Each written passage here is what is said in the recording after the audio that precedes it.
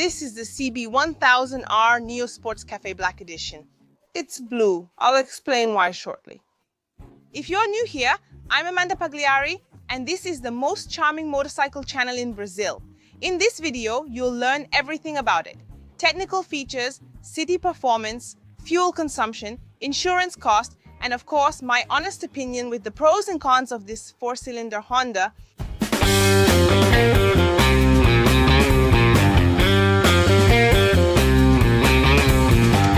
This naked bike from Honda has a look inspired by the old cafe racers from the 60s and 70s, but without being just a copy.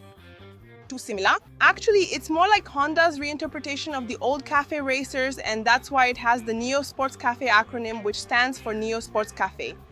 The Neo Sports Cafe concept was created in Italy, so we have a minimalist Italian design, and abroad there's a complete family, from the 125, 300, 650, all the way up to the 1000.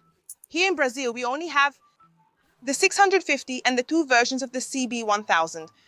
The entry-level version and this version here, Black Edition. And what's different between the entry-level version and this Black Edition version here? First of all, it's a darkened motorcycle. So as you can see, everything on it is darkened. The entire frame, the exhaust, everything, even this stainless steel part here is darker. Look at the fork, all dark in this more dark tone, so to speak. Only the brake disc can't be darkened. However, for this 2024 version here, unlike the previous version, Honda removed the color from the fairings, took away the black color and left this blue color, which in my opinion didn't look good. I think Honda should have alternated, right? The previous version was glossy black. A matte black finish would make this motorcycle look even better. Killer. But I want to know your opinion. Did you like this blue version? Write it here in the comments. Besides being darkened with this unique look, the Black Edition also brings some technological differences. So here we have, look, a bi-directional quick shifter. What is that? You don't need to squeeze the clutch lever to shift gears, either up or down. One design feature is this sporty front fairing, which comes standard. And another design feature is this single seat here, okay? So besides the passenger seat coming standard, you don't have to pay anything extra for it. This piece here is the single seat, so you can easily swap out the seat. Don't put the passenger on the single seat as it will get damaged. Instead, swap them and put the seat on top. But for solo riding, this accessory looks amazing. The design of the CB1000 is distinctive. So we have a short naked bike, a short wheelbase, a really short tail section here, and a muscular metal tank with this more squared off shape, right? And we have all the mechanical parts and the engine exposed. Truly a real naked bike. And according to Honda, it has only 6 plastic parts and a handcrafted finish. So really the CB1000 brings a unique refinement compared to other models from Honda itself. The CB1023 is full LED, so all the lights are LED. And here in the front, we have this feature of hers, which is the headlight. Honda changed the shape from circular to a teardrop. Personally, I prefer the circular one, but I want to know your opinion. So here we have the LED position light, which is very beautiful. And then we have, of course, the high beam and low beam in LED. See? And as you can see here, both turn signals stay on at all times. This also occurs in other mid and high displacement models, which Honda says enhances safety, because the vehicle in front of you sees the setup of one headlight and 2 turn signals and knows it's a motorcycle. The taillight also features a beautiful C shape referencing the CB name. Under the passenger seat here, we have a socket. You just need to remove this little rubber cover and that's it, you have access. Here you can only fit the documents, the tools, and that's it. There's not much space. Did you see how easy it is to change the single seat? It really is. So you get this convenience of switching between the passenger seat and the single seat. The rider's seat here is very spacious, so we have a nice wide seat with relatively comfortable padding. In a moment, I'll tell you about my experience riding it on the road, okay?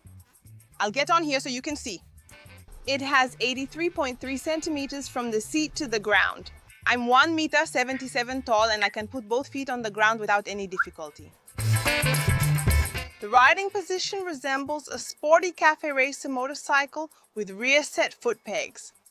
So you keep your legs bent I like how the tank fits here. It gives a really good grip, so I can even lean more easily into the curves.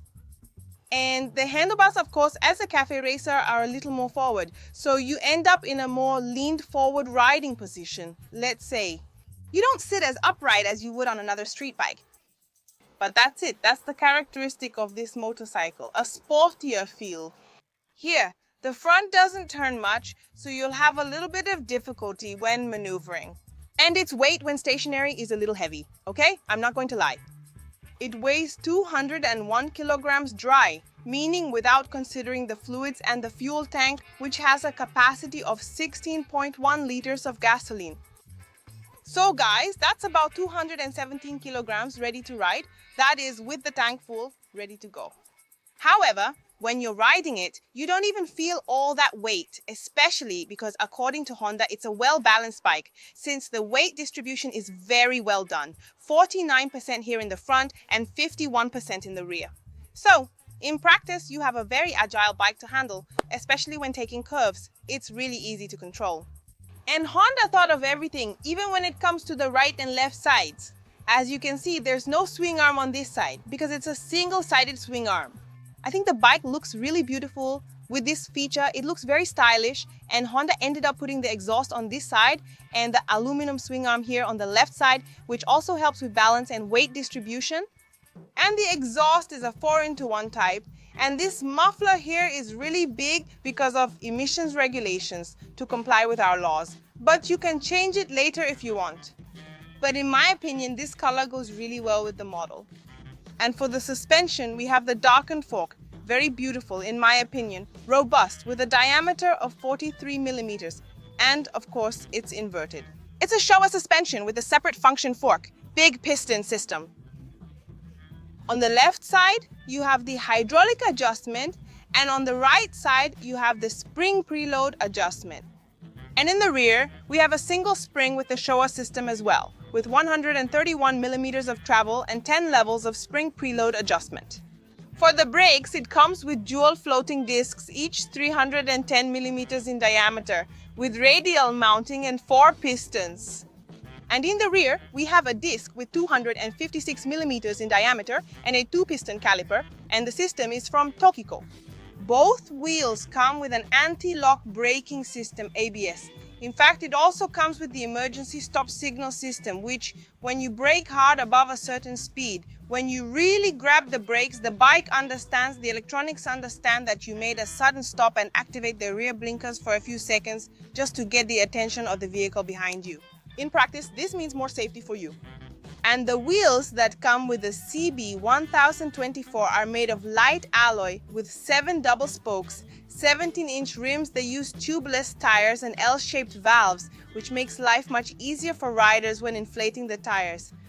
And it comes with an electronic throttle. Look how nice that is. And the technology of a slipper and assist clutch. What would that be? The assisted technology brings more smoothness when you squeeze the lever. According to Honda, it's 12% smoother, so you have less fatigue when pressing the lever. Remember that with this version with quick shifter, you wouldn't even need to press it if you didn't want to. And we also have here the slipper clutch. What would that be? When you make a sudden downshift, it doesn't lock the rear wheel. So imagine you're going into a turn and you downshift it. You'll have all the stability, bringing you more safety. And it comes with 6 speeds, that is 6 gears, and final transmission by chain. By the way, I think this finish is very beautiful. It gives a more refined look. And the big engine that equips the CB1000R Neo Sports Cafe 2024 is a big engine derived from the old Fireblade. We're talking about a 4-cylinder inline engine with that amazing roar. And it has 142.8 horsepower at 10,500 revolutions per minute and 10.2 kgfm of torque.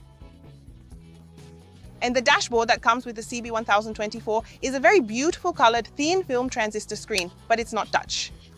Every time you turn it on, the introduction appears, her name. And when you turn it off, the Honda symbol appears here every time, okay? In my view, the dashboard is stunning and high-tech. I'll show you here. You can change the background. You can leave it on automatic, so here in high mode, meaning it adapts according to the brightness of the environment. you can leave it with this metallic look, which looks like stainless steel. I don't really like it, guys. For me, it's either white or black. You can leave it all black like it was before, or you can set it with a white background to make it more visible. It's up to you.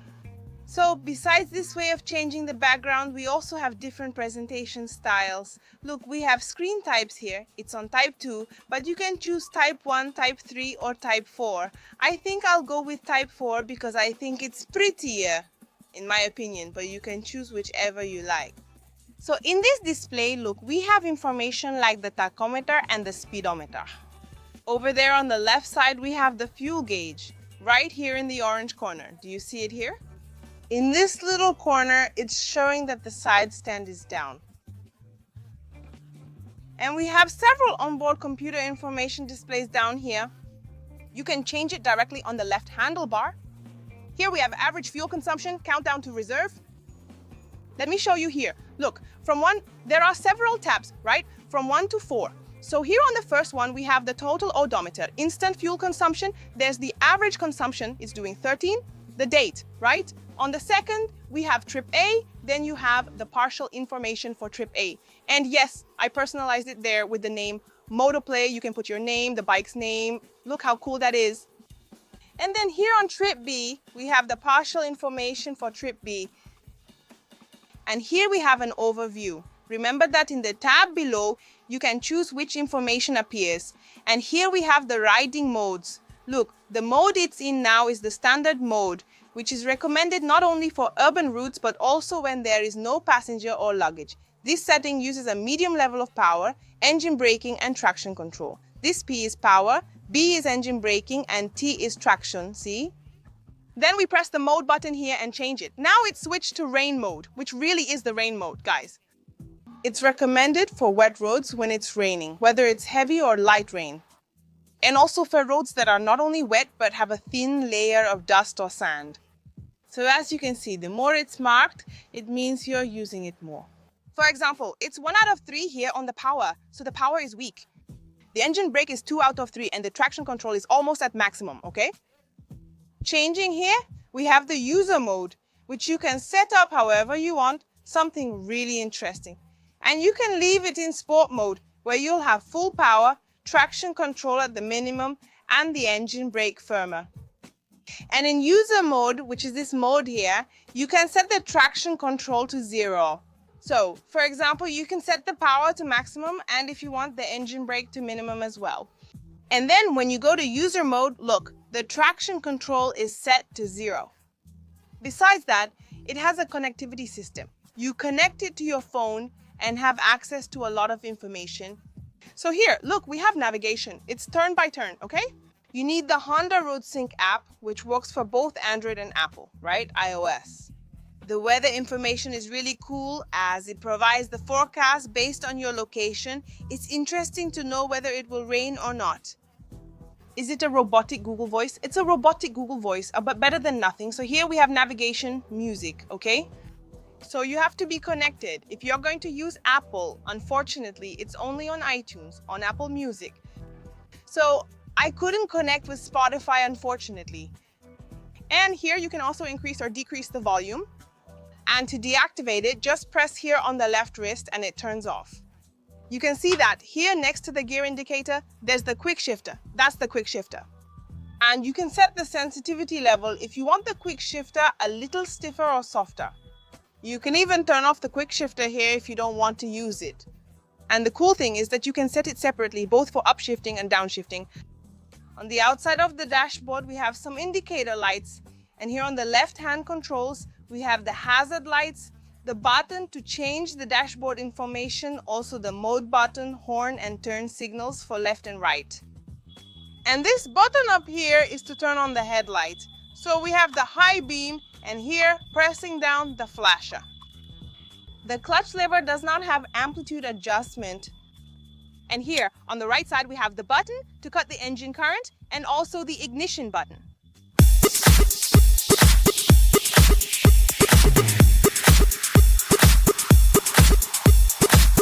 Now that I've told you everything about the CB 1000 Black Edition 2024, I'm going to ride it. Are you finding this video very complete? Please like and subscribe to support my channel. Join me for the ride. Actually, you can't ride on the back, right? Because it's a single seat, but come with me anyway.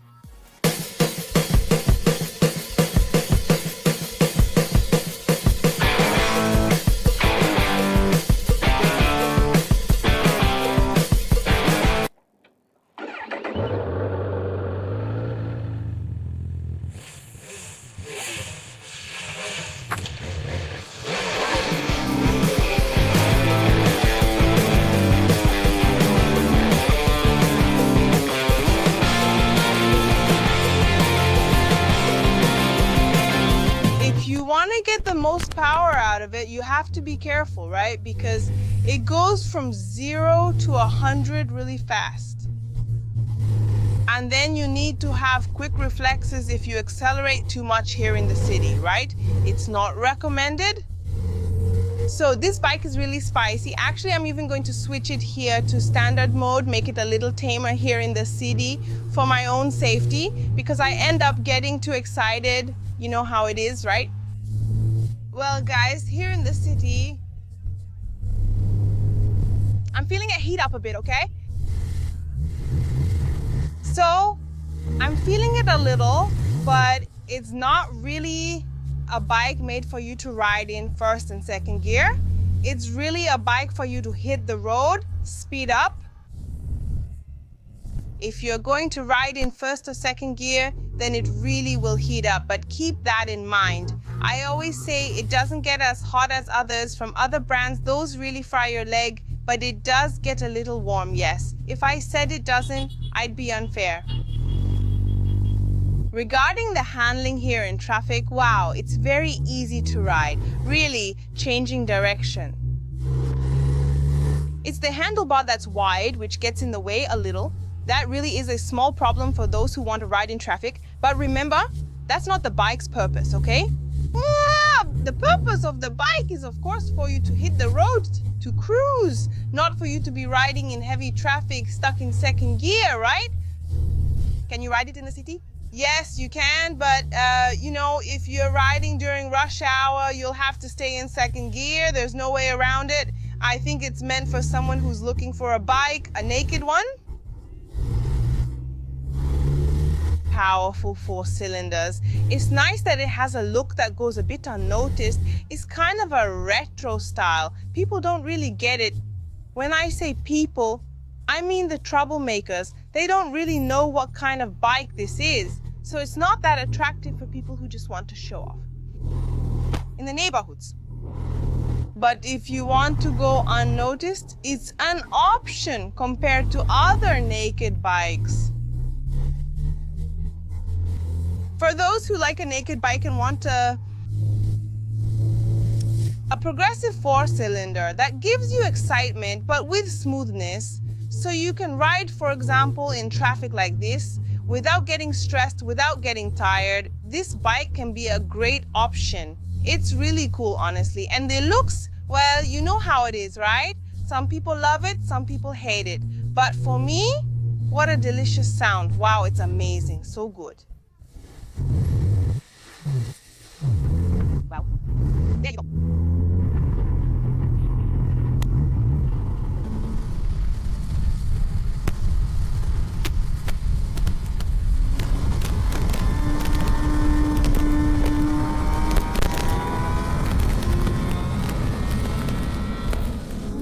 Wow, this motorcycle goes over 120 in first gear. Oh my God, it's really powerful, guys. The motorcycle is very stable and safe. Well, and on the road, right? For those who like to speed up, I think this motorcycle does really well. Keep in mind, it's a naked motorcycle, so you won't have aerodynamic protection. You'll need to lean down significantly. The wind hits your chest directly. And that's it, guys. On the road, it's amazing, really. To speed up, it's so enjoyable, an indescribable experience. This motorcycle for taking trips to tourist spots, okay? More like for short rides, quick trips, you know? That quicker kind of thing. And this bike is so beautiful, guys. This bike is really beautiful, and that's it. About the fuel consumption, we know it really depends on the rider's appetite. After all, the more you accelerate, the more you're going to spend, right, brother? I rode in sport mode, pushing it to the limit and reaching top speed. There's no way around it. I don't recommend driving that way, but I did it to experience the car's sportiness. And it did 8 to 9 kilometers per liter, which means it used a lot of fuel. It actually had little range driving in that, let's say, reckless mode, right? The running from the bad guys mode. But if you drive in a calmer way, obeying traffic laws, right, at 120 kilometers per hour, and also in the city, it will have a fuel consumption, I even wrote it down, of 16 to 18 kilometers per liter. Do you have a CB1000R Neo Sports Cafe? Write down below what fuel consumption you get with it to help other followers. I will now discuss the pros and cons. Remember, this is just my opinion. You can agree, disagree, or add your thoughts respectfully. But first, make sure to subscribe to the most charming and delightful channel in Brazil, Motoplay channel. Haven't subscribed yet? Look at that, huh? Go ahead and subscribe. Your finger won't fall off. You help me keep making content like this on the internet, free for you. First, positive point about it, the dashboard. Honestly, it's a very beautiful dashboard. It's not touch, but even so, it's very complete. Lots of information, display modes, really good. Another positive point is connectivity. I love cell phones and listening to music.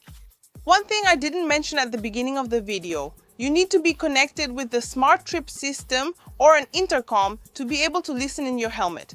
If you don't have it, that's fine. You can still see the global positioning system and turn-by-turn directions, which will send audio to your phone. Even without an intercom, you can still use this dashboard option. I found that really useful. Another positive point is the riding modes, especially the user mode, which you can configure, turn off the traction control. That's a really good thing. The bike's handling is a major plus, guys. It's heavy, of course. When you're maneuvering it, it weighs over 200 kilos. But when you're riding it in traffic, you really feel all of its sporty handling. That's a positive point. Refined finishing is another positive point. You can tell that Honda put a lot of care into this model. It's a premium line. You can even see it whenever you see this line. This Honda symbol with the little flag, it means it's a premium product, okay? The standard single seat is a plus, as it doesn't require extra payment for accessories. The lighting set, particularly the tail light, is another positive aspect. I appreciate Honda's feature of keeping the turn signal always on. The Neo Sports Cafe signature on the headlight is especially appealing to me. Big engine, I really like it. The sound, wonderful. The sound is another positive point. You can put that in, editor, the sound as a positive point. But coming back to the engine, which is a positive point in my opinion, it delivers good torque, you have power. But for those who are looking for top speed going all out, then you won't have that more racing race replica option.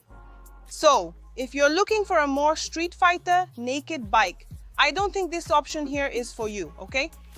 It has a different purpose. It can reach a top speed above 200, but it might get beaten by other bikes, okay? That have a different purpose. Now, the CB1000 doesn't have the Street Fighter race replica purpose like the Neo Sports Cafe.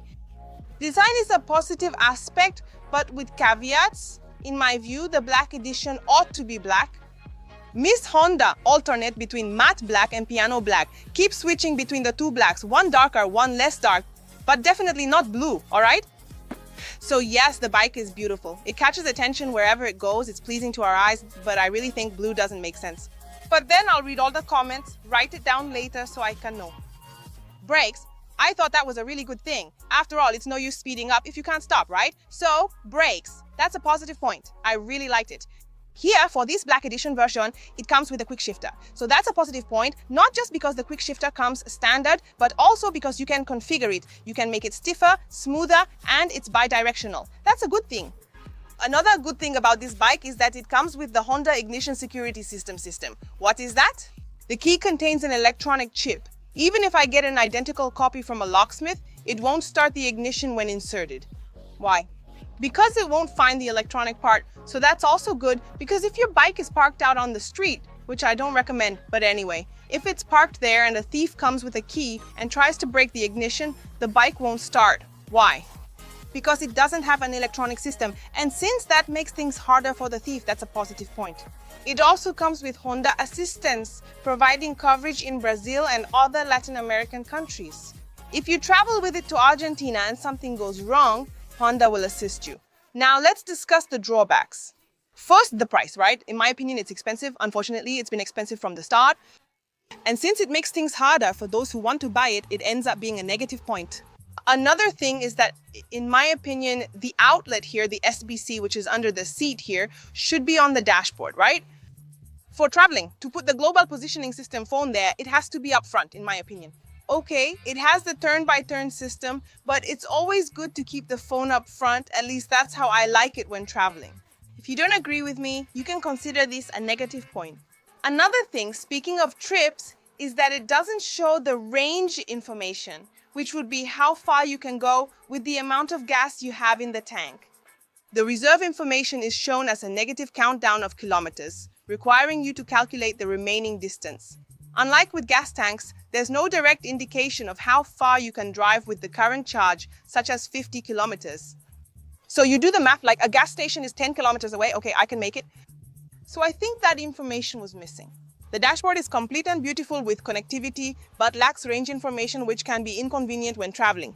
It's also uncomfortable for the passenger. Here it's set up with a single seat, but I've already tried it with a passenger and it's really uncomfortable. If you're going to carry a passenger often, maybe this bike isn't for you. Go for another model. It's fine for quick rides around the city or short trips. But other than that, if you're going to ride for many miles, oh my God, the passenger. Here, it's going to be tough, unfortunately. And if you want to go really fast with it, I recommend you get a steering damper. You won't find the front so light, okay? Just a few more miles ahead. The speed is quite strong. Actually, not just a little, it's really strong. You have to hold the handlebars a bit here, so for safety, I recommend you install a steering damper. It's a shame it doesn't come from the factory, so that's a negative point.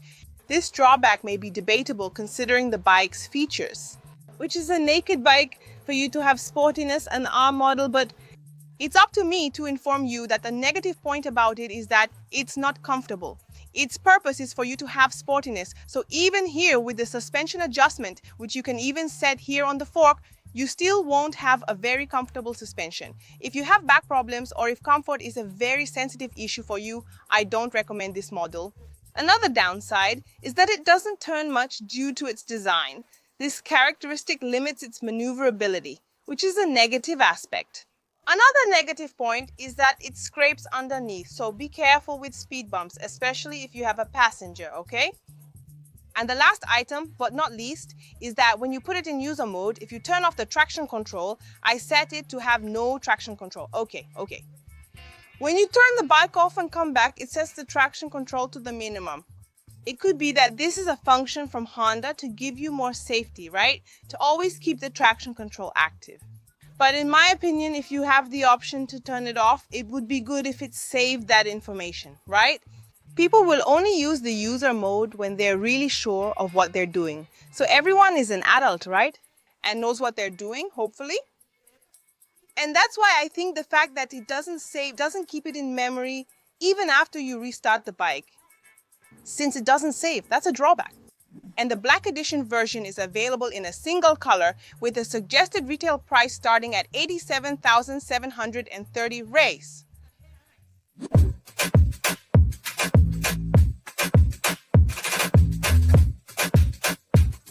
So that's it. If you liked the video, leave a like. Share it with your friends, WhatsApp groups, Facebook, because I'm sure they'll like it. Don't share fake news. Share Amandinha's videos.